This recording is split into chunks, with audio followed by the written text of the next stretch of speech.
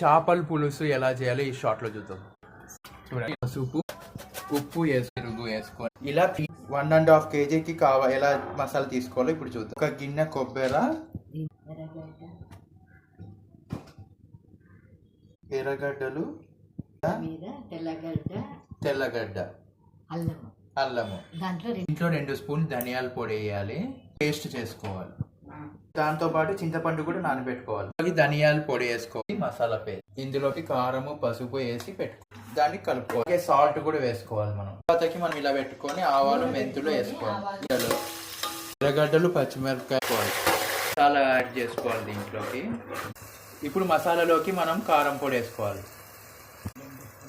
పసుపు బాగా ఫ్రై చేసుకోవాలి. ఇప్పుడు మనం చింతపండు పులుసు దీంట్లోకి వేసుకోవాలి, కొద్దిగా వేసుకోవాలి, ఉప్పు వేసుకోవాలి, మనం దీంట్లోకి వేసుకోవాలి. ఇలా ఇది ఫైనల్ అవుట్పుట్.